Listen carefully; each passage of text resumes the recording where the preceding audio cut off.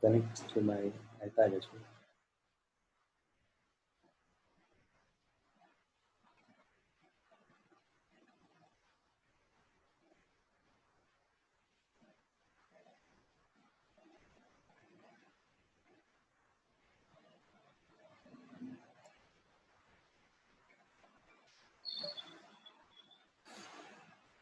Okay.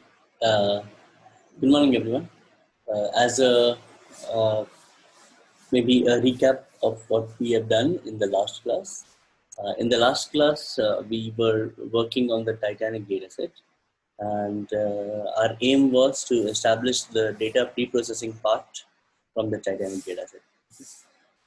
We started off with the dirty data or the data as we got it from Kaggle, and then we started working on the problem uh, to get our data into a form that can be fed to the machine learning algorithm.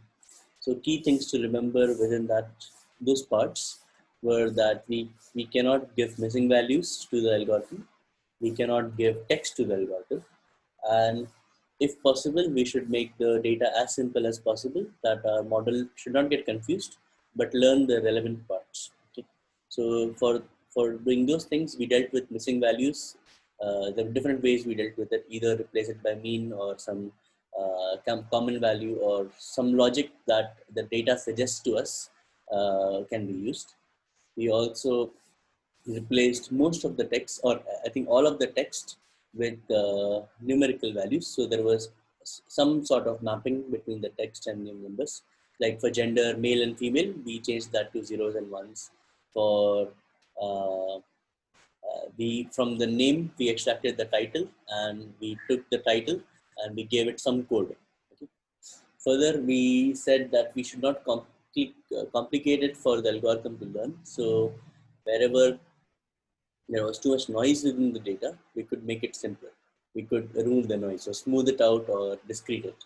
So we did that with age. So we saw age was probably the individual ages did not matter. We then took the age and divided that into higher level concepts like young, adult, youth, senior, and so on. And to each of these categories, we assigned some title code, some code. Similarly, we worked on the fair also and did the same thing with the fair.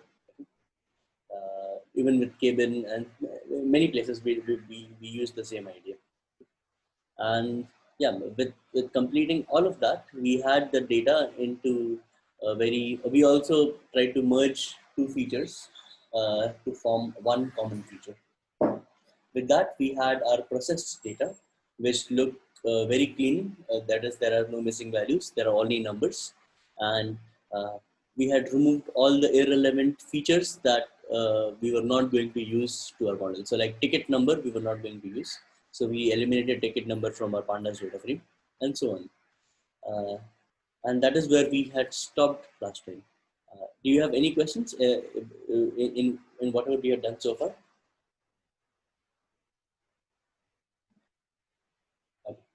Okay. So our aim now next is that once we have that data, how we can give that data to a machine learning algorithm so that it will be able to predict for us whether a person survived or not. Okay. And that is our aim uh, for the Titanic example. But overall, our aim is to probably understand what machine learning is and how it works, what are the key concepts, and how we can use those concepts for our, for applying it to other data science projects as well. So with this in line, we will start our class today. Uh, to which the points that we will be focusing on is first, a basic introduction to what machine learning is. We will look at a very simple algorithm. It's called the K nearest neighbors algorithm. And this algorithm would be our entry into understanding how different machine learning algorithms work. We will try to implement the algorithm in a Jupyter notebook. We will see some evaluation metrics on how do we know an algorithm is doing good or bad. And finally, we'll look at other algorithms like logistic regression, naive Bayes, decision trees, random forest, support vector classifiers, and so on. Okay. So within this class, I hope that we'll be able to finish k nearest neighbors and maybe implementation also, and these maybe we'll cover in the next coming classes. So as an introduction to machine learning, uh, we could probably take experience from how humans learn. So uh, we we all know that humans learn from experience. So as we experience different things, our brains are able to form those neural paths, which will be able to enforce those learning. Right? So just take into consideration any task that you have started to learn new. So maybe let's say you are learning to ride a new vehicle, a bike or a car. The very first thing probably is someone instructs us. We should know the basics of how it works, what are the different components. So like what is the accelerator, what is brake, how does the handle work, how do you change the gear, what is the clutch, and so on. So we get to know the basics, and those basics may come from either from reading or by someone instructing us, uh, or by watching other people. Okay, so all these are forms of connecting experience as well. Once we have that, you also practice it out. Okay, so every time you practice, every time you make a mistake, every time you do something right, all of these experiences collectively gather up, and which causes or which we call as learning. Right? That is our general human learning experience. And when we talk about machine learning, we are talking about machine. By machine here, we specifically mean code, okay? Or we mean by models or data analytic models learning. So when we say machines are to learn, the primary source from which they will learn is using data. So if you see our progress in programming, we initially start off with writing code ourselves. Okay. So writing code ourselves means writing the logic of the code. The programmer is primarily responsible. Okay. The programmer decides what will be the functions, how will the functions work, what will be the logic behind the functions, and once he has decided all of those things, we convert that to code. So that could mean our our instruction based learning. That is like when we learn from a book or when we learn from someone else teaching it to us. That could be the part where you can correlate that a programmer writing a program. The next step, learning from experience, would come if the algorithm can itself learn from lots of data. Uh, what are the hidden patterns within that data? Okay. And when a machine, when we write algorithms or when we write code that can do that, we call it machine learning. Okay. So the key here in machine learning is that we are not specifically writing uh, the working, or we are not involved in removing the patterns out of the data. Okay. We are helping the algorithm to get started, and the algorithm, the way it is designed, is adept enough to be able to extract the relevant pattern from the data and use that pattern for interesting tasks like prediction. Okay. So what is the problem statement here? So the problem statement here for machine learning is to learn a target function that can be used to predict the values of a discrete class attribute. So here we're talking about discrete class attribute because I wanted to focus on classification. Uh,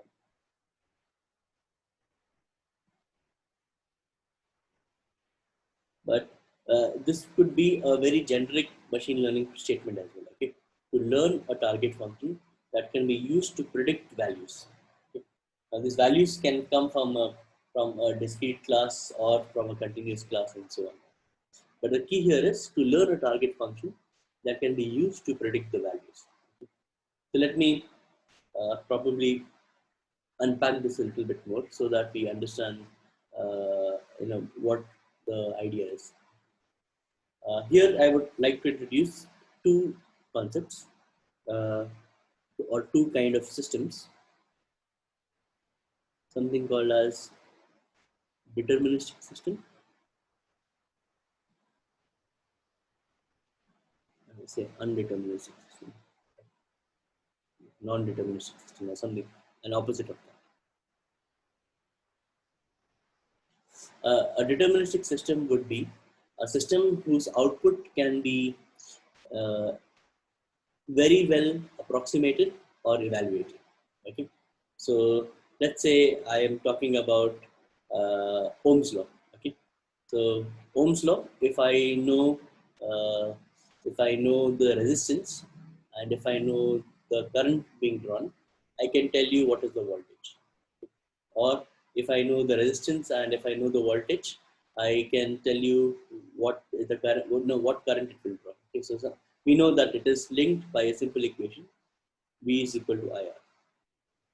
And the way we found this equation probably it comes from Maxwell's and so many other things.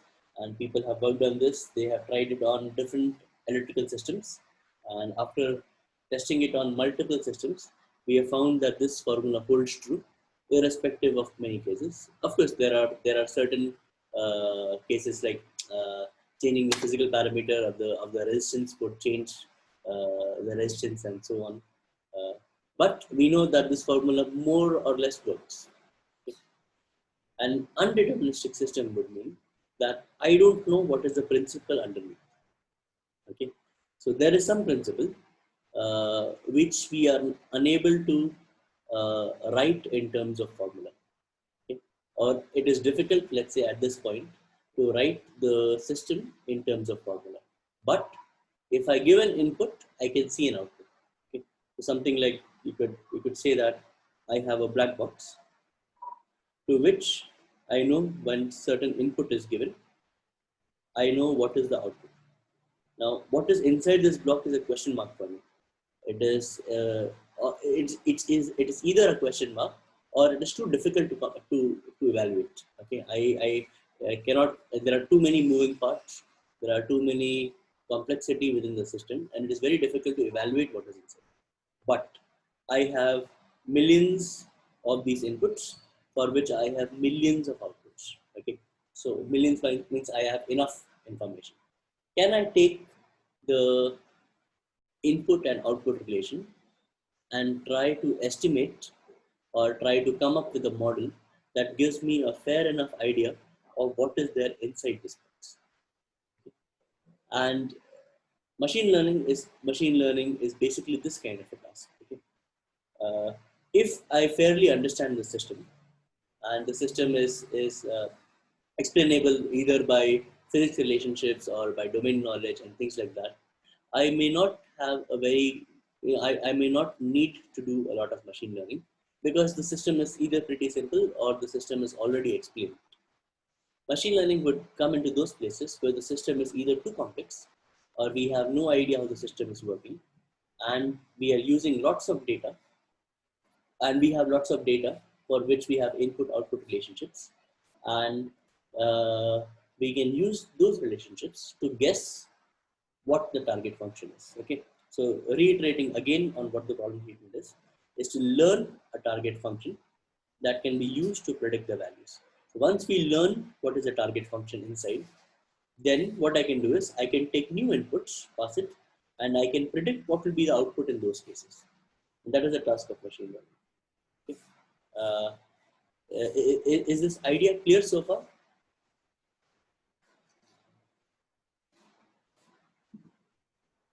Okay. Okay. Great. So let us take a few examples, which would probably help us to understand this better. Okay. So let's say we have a hospital emergency room, okay? And in the hospital emergency room, uh, as soon as someone is brought into the emergency ward, there are few people, few employees of the hospital that will note down certain parameters from the new person that has come, like what is the age, what is the blood group, what is the present situation. Is the person having pain somewhere? Is there physical injury? What is the heart rate? What is the blood pressure, and so on. Okay. Now, as soon as someone comes into the hospital, using lots of experience of these guys, employees, they could decide whether this is a worthy case to go into the emergency room or not. Okay. So why is this an important problem? Because not everyone can go to the emergency room. The emergency room for the first part is costly. It requires a lot of personnel. It requires a lot of people that will be attending the patient. And additionally, in a hospital, there are limited number of emergency rooms. Okay. So if everyone who comes to the hospital is put into the emergency room, we may not, uh, we may deny a worthy candidate emergency room because the hospital is already full. So in this problem, the idea is to be able to, whenever someone comes to the hospital, can we have enough parameters for that patient, and based on those parameters, can we predict uh, whether this patient should go into the emergency room or not. Okay. Generally, there would be an experienced doctor in the emergency room that would decide this scenario. But if we have to design a machine learning solution for this, we could, as soon as a patient comes in, we can note certain things. We can note age, we can note pain, we can note uh, past trauma or something like that. We can see uh, visible injury is there or not. We can see what is the blood pressure, what is the heart rate, and so on. Okay, and the idea would be, given all of this information, can our model predict whether this person should go into the emergency room, yes or no? Okay, and that would be probably our task. Now, for a task like this, okay, it is very difficult to write a deterministic formula. It would be probably next to impossible to say that, okay, if the person's age is 15, that multiplied by pain level, that multiplied by past trauma, you can add the square of visible injury, or you can divide it by blood pressure. Okay. It is very difficult for us to write a formula that can take these inputs and give us outside an answer of yes or no. Okay. So in that sense, it is a hard problem. Further, we don't know how they are related. Okay, we may not know the actual cases or actual underlying system that tells us how they are related. But you can go to hundreds of hospitals and you can get their records, okay, of when the people had this inputs, uh, how did the doctor decide, or what did the doctor decide? Did the doctor decide yes or no? Even the doctor himself, it would be very difficult for the doctor to tell you what is the formula that links this inputs into giving you the answer. Okay, so our task would be that taking this hundreds or taking lot of this input and lot of this output, our machine learning algorithm will try to predict an underlying model, an underlying target function that links the inputs to the outputs. Once we have that target function, we can set up a system in place which can automatically tell us, or automatically, by automatically I mean take this input and tell us where, or if this candidate is worthy for an emergency room or not. Okay. I hope this example is clear, and it shows certain aspects of what machine learning is doing. Let me also talk about the credit card application. So in a different case, let's say if someone applies for a credit card, and there can be hundreds, maybe even lakhs of applications every day. How does the company say if they should be given the credit card or not? So this would again take in a lot of parameters, like what is the credit rating of this person, what is the civil score, does the person have a job, what is the present salary, does the person have existing loans, and so on. Okay. And how many family members, how many dependents. So depending on all of this data, uh, our task would be to learn the underlying system or learn the target function that can be used to predict the values. That is, once given this information, can our model tell us if someone is to be given a credit card or not? Similar like earlier, this is not a very deterministic system. It depends upon a lot of moving parts, and maybe an expert who has seen the credit behavior of people over 20, 30 years can tell us, whom to give credit card or not. But his or hers knowledge is based on experience that they have gathered, and to translate that experience to code is next to impossible. But we can take the examples of the millions of users who have already been given credit card, and whether they did good or not, whether they were able to pay off the loan or did the company face a loss. Based on that information, we can possibly try to learn a machine learning model which will be able to predict for future cases whether a person should be given credit card or not. And that is probably the introduction to our machine learning. Okay. Now, all of this machine learning that I talked about is drawing from one example of something called as supervised learning. And within supervised learning, we use labeled data. That is, I know what is the input going out, and I know what is the output coming out. My output is basically my target function or the label, which using these two information, I'm trying to learn a machine learning problem. So this becomes supervised learning. Like a Titanic dataset is a supervised learning problem because we know for each row of the training data whether someone survived or not. That is, we have access to the output. Okay. So if we have labeled data with us, it becomes a task of supervised learning in the sense that we have data that can be supervised, that can tell us whether something is right or not, so that our model can learn better. It is also called a classification task here because in both of these cases that we saw, we had discrete values output. Okay, so focusing on the second part of this problem now, that the values of a discrete class attribute. Like for example, hospital emergency room, we had yes or no. Credit card application, we had yes or no. For Titanic, we have survived or not survived. So in all three cases, we have discrete class value. We have limited number of options in which to choose from. This is also called induction-based learning. That is, we are learning by experience. Each example tells us or reinforces certain concepts. Okay, so either of these names can be called for the method that we are seeing so far. So more formally, the task of machine learning is once we have data. Okay, by data we mean a set of records or examples or instances or cases described by k attributes. Okay, and a class. Each example is labeled with a predefined class. Okay. So if you take our Titanic data set an example, A1, A2, A3, A4, AK would be the column names that we have, okay, or they are the attributes. The attributes can be age or fair or where did the person board from, what is the family size and so on. Those are the different attributes. And records. Records are each of the rows that we have, each of the samples that we have. Okay? So that is the case of our data. For all of this data, we also have the target variable. Okay? And this is the second part here. We have the class, or each example is labeled with a predefined class. Okay? All this is our labeled data that tells us survived or not survived.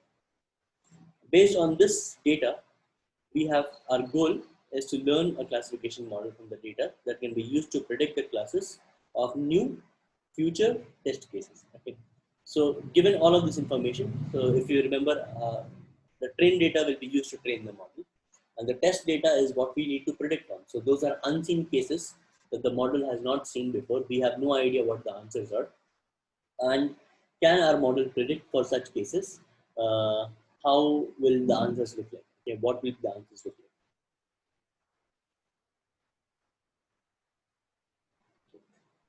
A further example for this is, let's say, this could be the case whether we have to give someone loan or not, or credit card or not.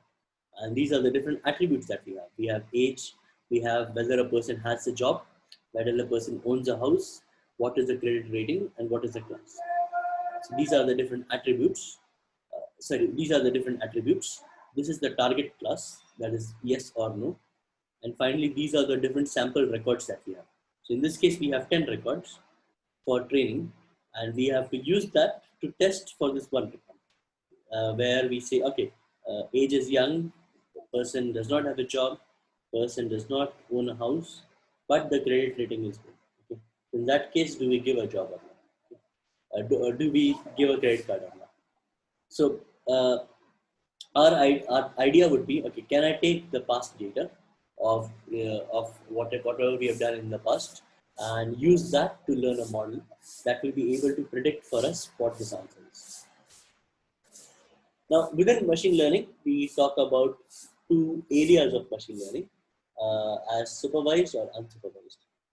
Within supervised learning, uh, there are two different variations, something called as classification and regression. Okay. Classification is I have discrete values class. Okay. So in this case, I have 1, 2, maybe 3, 4, and 5. I've got 5 classes that the data can be labeled as, and our task is to learn a model that can be able to predict this into these 5 classes. In regression, our problem is something different. Our problem is given certain inputs, we have to predict what will be the output. This does not belong to discrete classes. You see, there can be, for any of the inputs, we can go to any of these values. So if I ask within this range, or maybe within this range, how many output values are there? There are infinite values. I cannot define that into discrete classes. Because there are infinite values, we cannot define to discrete classes. Our label becomes a continuous label. And this is another problem of uh, predicting a continuous value, okay, which is termed as a regression. When we go towards more regression examples, we look at how this works out. Today, we are focusing on classification. In the other part, we have unsupervised learning. And unsupervised learning is basically where we do not have labeled data. So when we don't have labeled data, what is the task that we can learn? So here, two very famous parts that we can use or unsupervised learning is something called as clustering and anomaly detection. So this can be called either anomaly detection or we call it outlier detection as well. Both are same concepts. So clustering is given data, can we understand the inherent pattern and club them together or cluster them together based on the distance, based on what the centroid of the system looks like and so on. So in this case, we had this data. We said, okay, we will by virtue of their x coordinate and y coordinate, we can group them into maybe 3 parts. Okay. And we said, okay, this is how we'll group them as yellow, blue, and red. Outlier detection would be that if I have lots of data, can I find some data within this that does not belong to the same model, okay? Or it is either far away or it looks weird or something is wrong with this data. So here we have taken support vector machine SVM to design a boundary line with some margin that says that, okay, all of this looks normal, whereas these guys are abnormal, okay, or they're outliers or they're anomalies. So this would be our two major branches of learning, supervised and unsupervised. Supervised, we have labeled data. Unsupervised, we do not have labeled data. Any questions so far?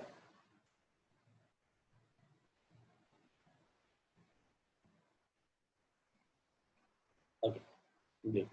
So let us also look at the learning process on how the learning process happens. So once I have data, I can divide my data in 3 parts called as training, validation, and testing. Okay. So we will look into this more in more detail later on, but I just wanted to introduce the concept at the beginning. So let's say I have 100% of my data. I will divide this data into 3 parts. One part I'll call training. This is validation. This is testing. Okay. Generally, the split is something like this. We can say 70% goes for training, 30% goes for your test validation and testing, from which we can say, okay, maybe 15% goes to validation, 15% goes to testing. So different people have different ways of defining how much percent data will be there and what. It also depends upon data and how much we have. Depending on different cases, we will training would probably be the most of our data. Validation would be some part, and testing would be some part. Okay? So this is a base model of dividing into cases, but maybe in the future we will learn another step called as cross validation as well, and cross validation will reveal to us some more efficient way of working with less data and still getting all three parts done. So here we start with our training data, and we will use the training data to train a machine learning algorithm. After training the machine learning algorithm, this algorithm gives us a model. Okay. This model now has learned, or our aim is this model has learned the process, or it has learned the target function enough so that once I give in unknown or unseen data to this model, the model is able to give out a prediction, and this prediction is what we are interested in. So in the first case, when we are training the model, what we'll do is we will give from the training data, we will pass this to the model. Okay. This model will try to capture what has happened with the 70% of the data. Okay. Then we will give our validation input here. Validation data is, I know the answer for this data, but this data has not been revealed to the model yet.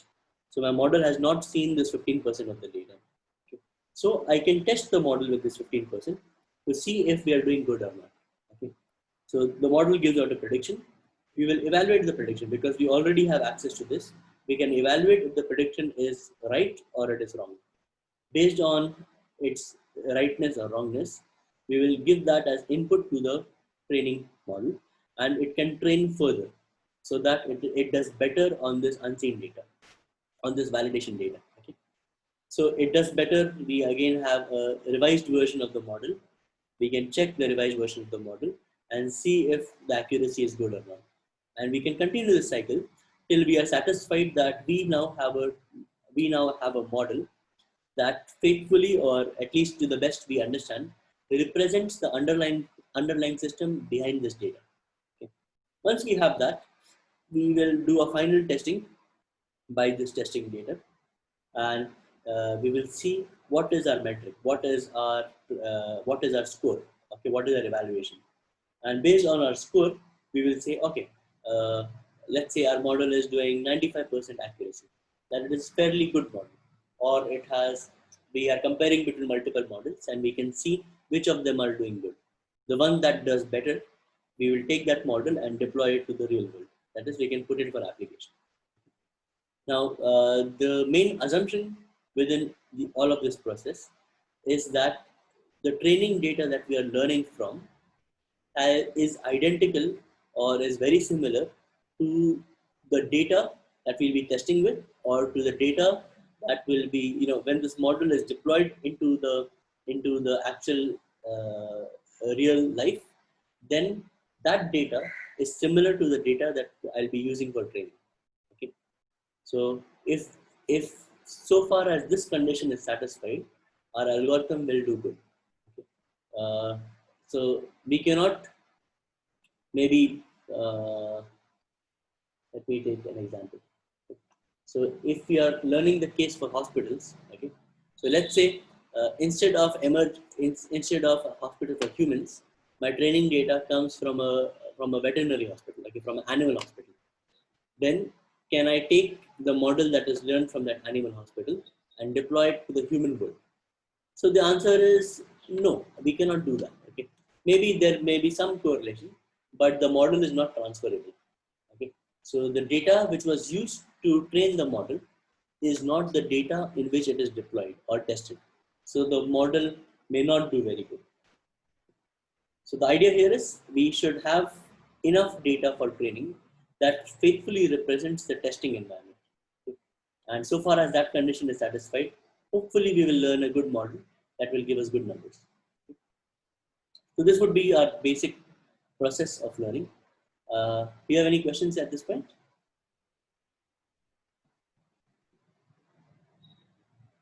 Okay. Okay. So with this background, we will start exploring our first machine learning algorithm, and this is a very is a very simple algorithm called as k nearest neighbors. In short, we call it KNN. And the way this algorithm works is this way. It goes with the quote that if you are similar to your neighbors, then you are one of them. Okay? If you are similar to your neighbors, then you are one of them. So basically, it is saying that once I get new data and I have to predict for this new data what is the class, I will look for data that is close to this data or very similar to the data that I have.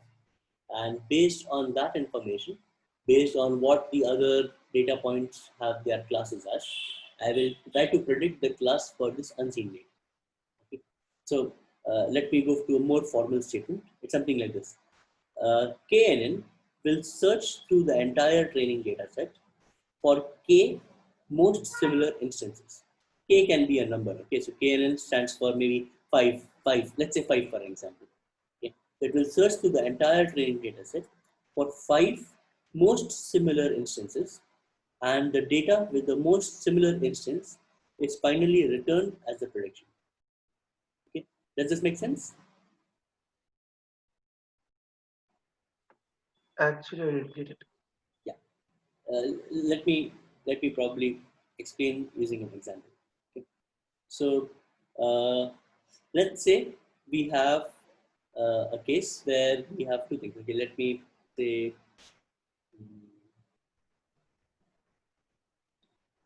age and maybe. So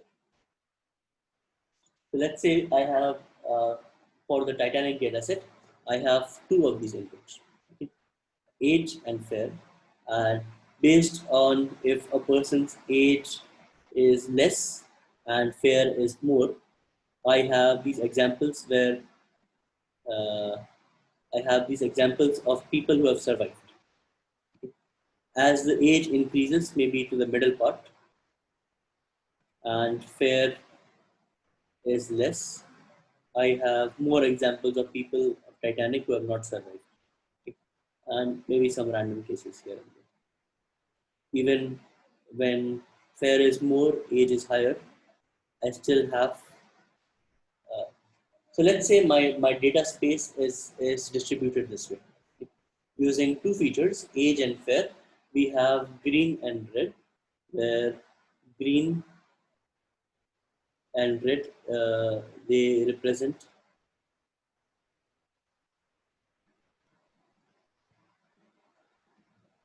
survive or died. Okay. Now, within this scenario, we have new data. The new data is somewhere, let's say, the new data is, let's say, somewhere at this point. And for this new data, we do not know what is the output. Okay. We are trying to predict for unseen case. Okay. So we are trying to predict what will happen if someone has this age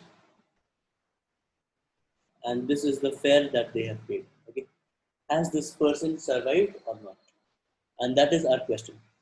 So what KNN will do is KNN will say, okay, let me first, or you tell me, what should be the K that I use? Okay.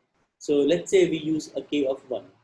K of 1 means who is my closest neighbor and what is his answer. Okay. So can you tell me what is the closest neighbor for this black one?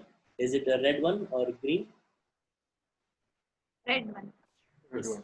So what we can do is we can say, okay, the closest one is this guy. And if I draw maybe a circle with this width, I can see that within the circle, I have only one, like this was my closest neighbor. And the closest neighbor has a value of red, which means this person has died. He has not survived. Okay. And using this K as 1, we will predict for this new case that this person also may not survive. Okay. Then what will happen if I use a k of 3? Okay. Who are my closest 3 neighbors? Okay.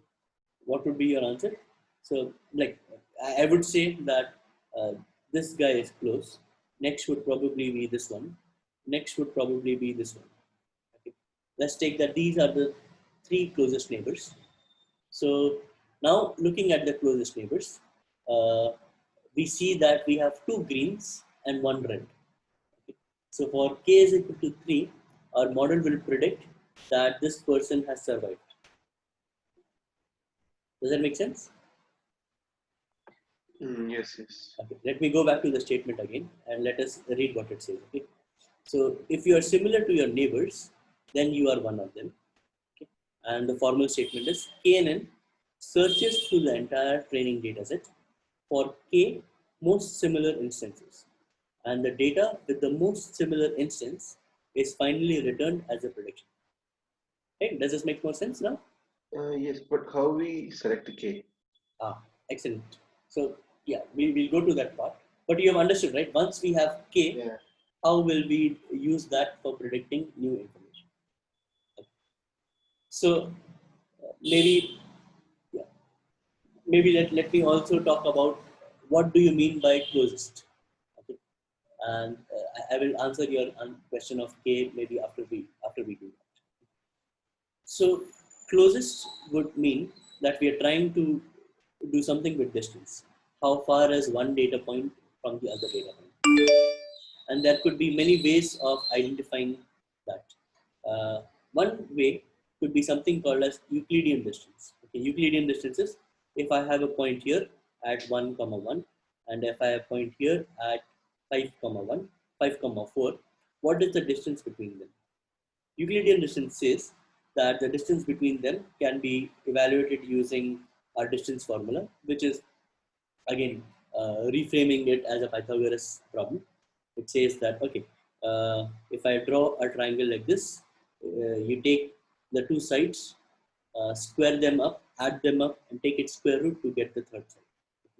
So a formal definition would mean if I have 2 points, x1, y1 and x2, y2, then this would be y2 minus y1 the whole square plus x2 minus x1 the whole square and square root of that. That will give me my distance. This distance is called as Euclidean distance. Second way of finding distance would mean that, okay, I'm not interested in the Euclidean distance, but I'm interested in something called as Manhattan distance. Manhattan distance is the distance between these 2 points is 3 plus 4. Okay, so I will always travel in right angles, and I will find out what the formula is. So here it would mean something like this: mod of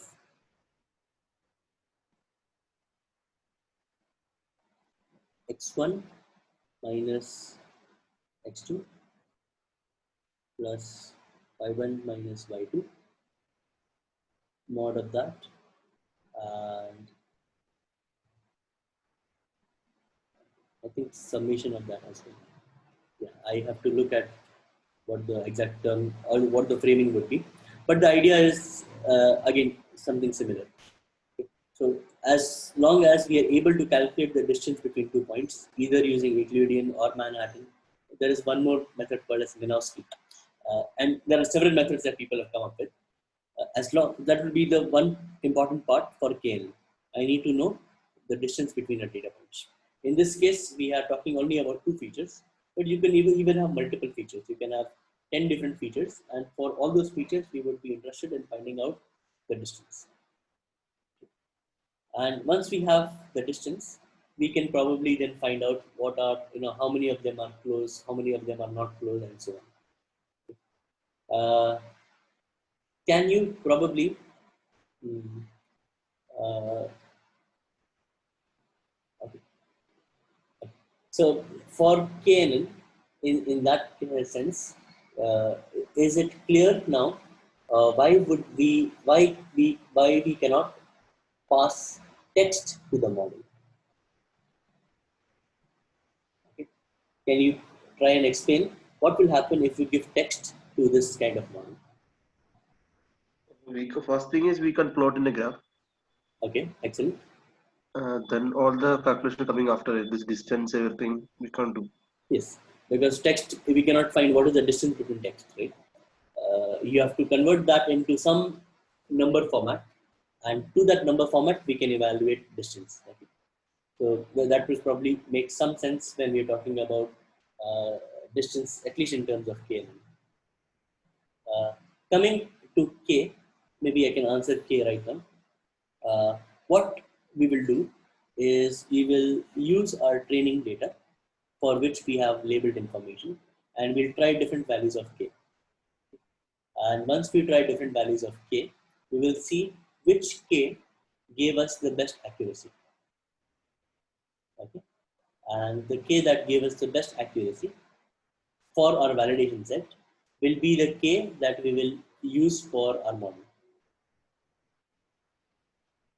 Okay? So I told you earlier that we have three sets, right? Training, validation, and testing. Training data will be used to train the model. Once we are training the model, we will check with our validation data for which we already know the answers. We will see different values of k, and we will see which value of k gave the best results for our validation set. The one value of k that gave us the best results for our validation set is the value of k we will choose for our testing or for our deployment. Okay. Does that answer your question, Anu? Yes, yes. Okay. So for values of k, we generally use odd numbers. Can you tell me why? Or else both will be same. Survival 2, died 2, then we can't predict anything. Yes. So when there is a tie, we will be stuck on what to do. When we use odd numbers, then we will not have a tie. Okay, and it will be very easy for us to find out who wins or not. Again, that also depends upon the number of classes that we have. So let's say instead of three classes, if instead of two classes, I have three classes, and I use k as 3 and all three are different, then I'll be stuck. In that case, probably I'll have to use an even number. Does that make sense? If my target class, instead of even number of classes, if I have odd number of classes, then probably it would make sense for me to use a k that is even. Right? Have you got this right?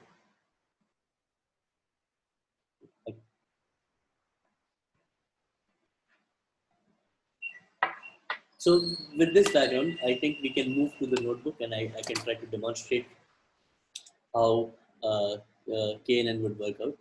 Just give me some time to load the notebook. In the meantime, if you have any questions, you can ask.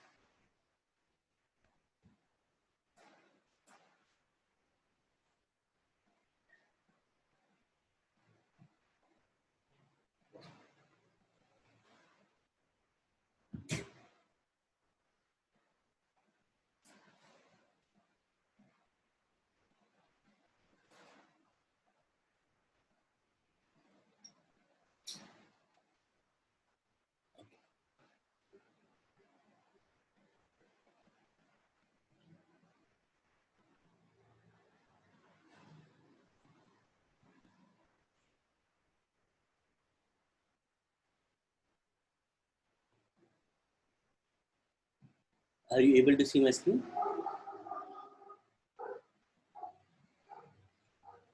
Okay. So we are looking at KNN, K nearest neighbors, and probably we can look at the different steps we will take for training the model. For training a KNN based model, in the training phase, so in the training phase, we will simply store the data. If I take all of my training data and store it, see, there is no specific training for KNN, right? Because if you remember the steps involved, once I get new data, I will have to evaluate the distance of this new data from all the old data. So new data means unseen data. So for this unseen data, I cannot train my model initially. So my training means just storing the data. Or if I have training data, I'll just keep a note of where that data is. I cannot do much with it. I'll just store it. Once I get test data, once I get the data that we are trying to evaluate on, we'll have to calculate the distance between the test and train for all the different sets. And once once we have calculated the distance, we'll find the k nearest points. Okay, depending on what k we have chosen or what k we are experimenting, we will test. We'll find the k nearest points, and based on the k nearest points, we'll predict the class based on the majority. And then finally, we'll check our accuracy and see how we are doing. So with this in light, let us go ahead. I am loading the iris data. So I hope you remember what iris data is, right? We have worked on this for our data visualization with either Matplotlib or Seaborn. Iris data is that data with 4 features: sepal length, sepal width, petal width, with 3 classes: Virginica, Setosa, and one more. Okay. So 3 classes of the iris genes flowers. Okay. We take that data set. I'm loading NumPy because that will be our primary way of implementing calculate distance and so on. And also using PLT for plotting. There are several functions from scikit-learn that we are using. So in this case, I'm not using an inbuilt model. We'll be writing KNN from scratch, and that should expose you to what are the steps involved in writing a model. But we are using other things from scikit-learn. That is to divide it in divide the data between train, test. To split the data, we are using a function called as train test split from scikit-learn's model selection. From a module called as SciPy, we are importing another module called as stats. We will use this to find the mode of answer. So mode is very easy to evaluate. You can write code, but the stats package from SciPy also gives us mode. Then to evaluate our metrics, that is how good our model did or not, we are calling accuracy, recall, precision, and so on. And we are calling this from scikit-learn and classification, reporting, confusion matrix. So metrics I will explain in the next part. So we get all of this information. First, we load the data. So from iris dataset, from load iris function from scikit-learn, we load the data. If we look at the type, which is not important, I'll remove it. The data looks like this. It's a dictionary with multiple keys and values. If I just take the description and print it out, we can see that there are 150 instances, 50 for each of the classes, 4 numeric attributes, sepal length, sepal width, petal length, petal width, and so on. Okay, and 3 classes. Okay, let me skip all of this. We take our data from iris data. We take the data and we load that into capital X. We take our target and we load that into small y. That is the general terminology for train and target. Train data comes in capital X, target data comes in small y. If you look at the shape of both X and Y, we can see that we have 150 rows and 4 columns for our attributes, and we've got 150 values for our target. At this point, what we would want to do is we will now divide our data into 2 parts. We'll divide it into something called as train and test. Okay. So here, when we divide into train and test, I'm not focusing too much on validation. All of this concept of train, test, validation, plus validation, I will cover in the next class. I will cover in a different class.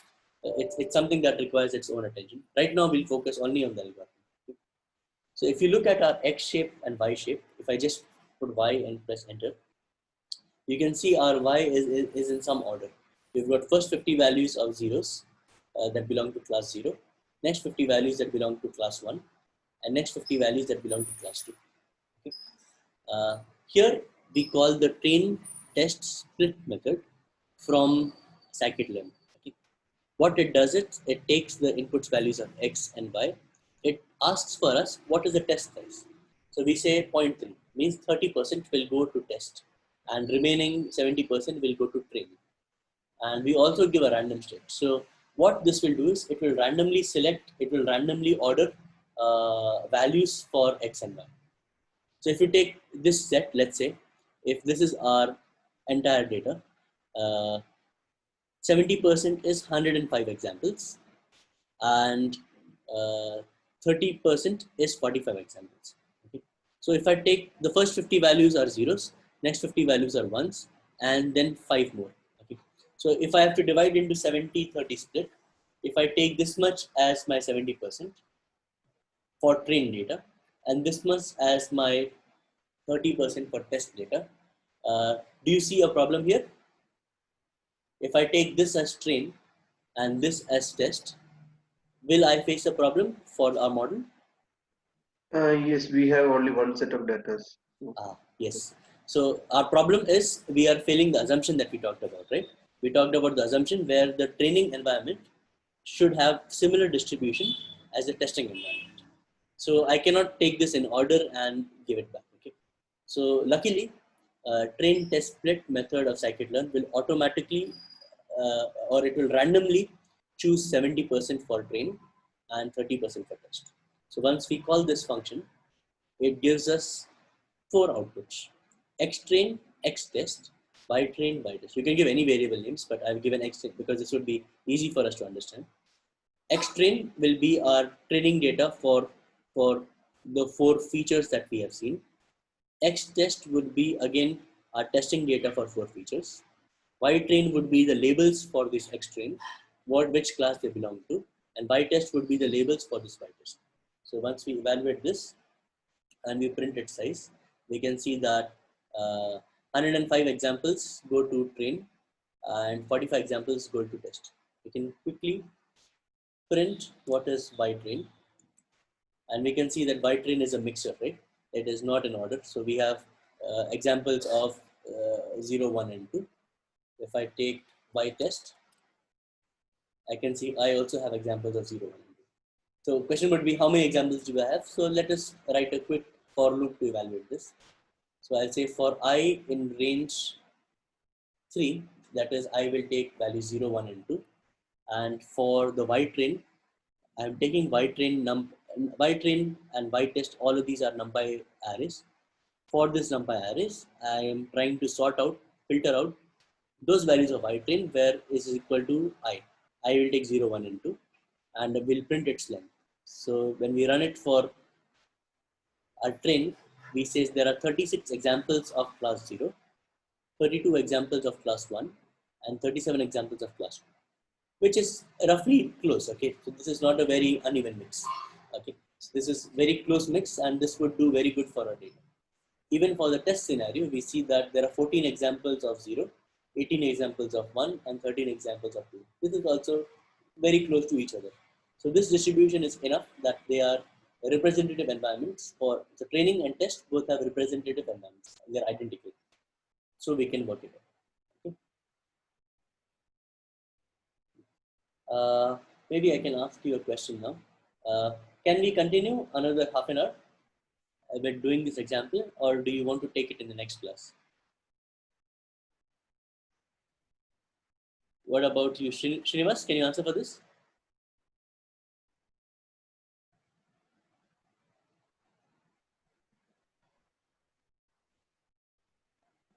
Srinivas?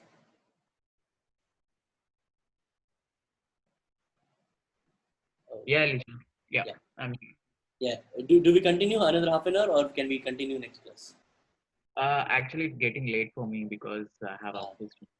Sure. Then we'll take the training phase of KNN in the next class, and we'll discuss how to implement this, how to calculate distance, and so on. Okay. Yeah, sure. Thank you. Okay. In that case, then I'll stop sharing. We will meet on Monday. I can put the notebook into the classroom so that if anyone wants to go through the material, you can go through it, and then we can check it again on Monday. Okay. Yeah, sure. Thank you.